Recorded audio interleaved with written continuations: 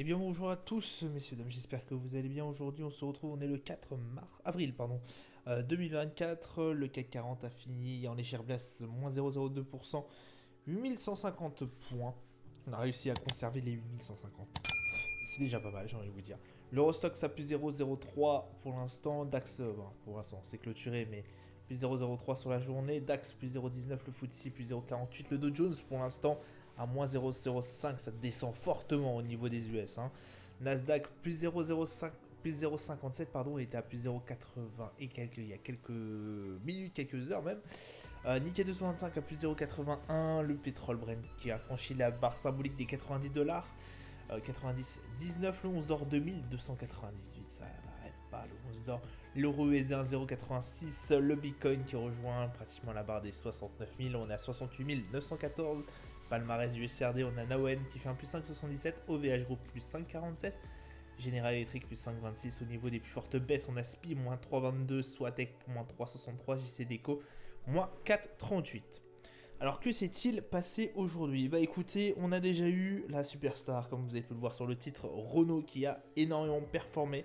Et tant mieux d'ailleurs pour lui, puisque ça faisait un bon bout de temps qu'on n'avait pas vu Renault aussi bien en forme.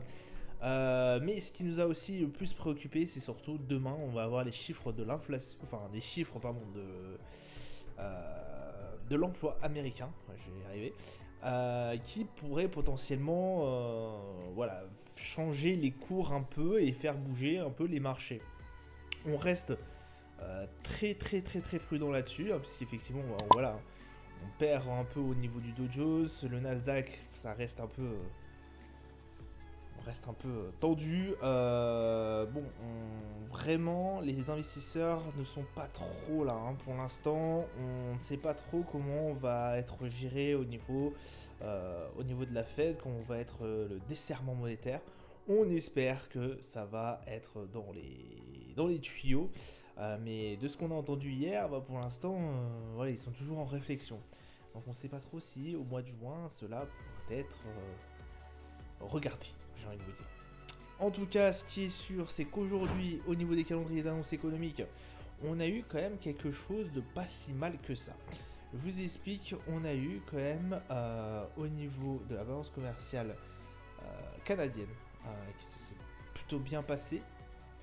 On a eu forcément l'inflation au niveau de l'Europe hier, que ça s'était très bien passé aussi. C'est ça qui a permis justement cette petite hausse au niveau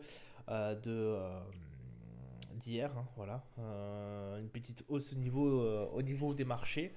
Et forcément, ce qu'on va attendre demain, pardon, je vous l'ai pas mis, c'est l'emploi US qui va être au cœur des discussions. On aura la balance commerciale bien évidemment ce soir, très tard, le taux de chômage au niveau du Canada à 13h30, et forcément le paiement non agricole, taux de chômage. Alors c'est pas vraiment non agricole qui sera vraiment à regarder d'assez près, 200 000 emplois.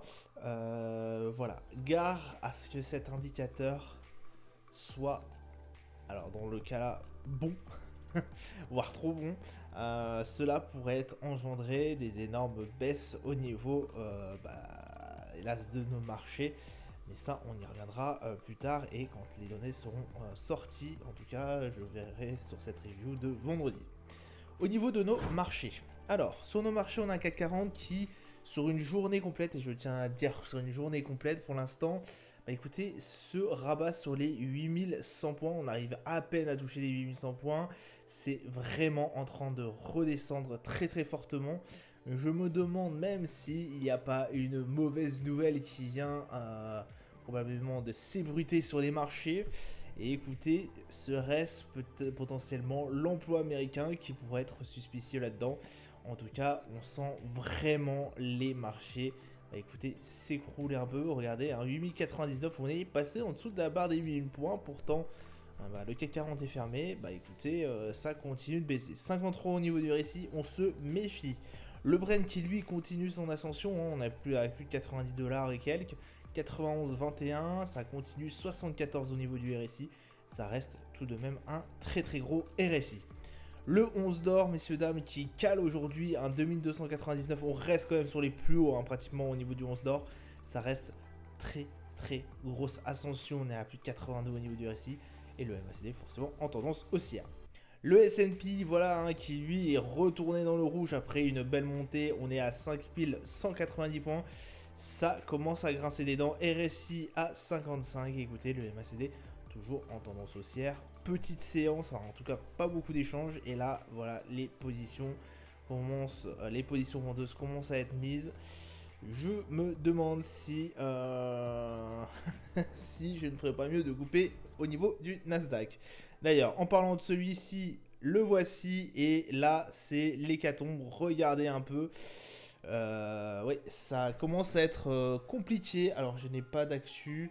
J'allais vous dire au niveau pour l'instant. À voir. À voir si je vais maintenir la position. Parce que là, vraiment, ça commence à être compliqué au niveau du Nasdaq. Et oui, effectivement, ouais, 1809. Voilà, une séance qui va être assez pénible, je pense. Une fin de séance qui risque d'être assez mouvementée. Et le Dow Jones qui lui aussi s'écroule, 38 870 points. Pour l'instant, c'est vraiment l'hécatombe. Voilà, on a bien fini dans le rouge.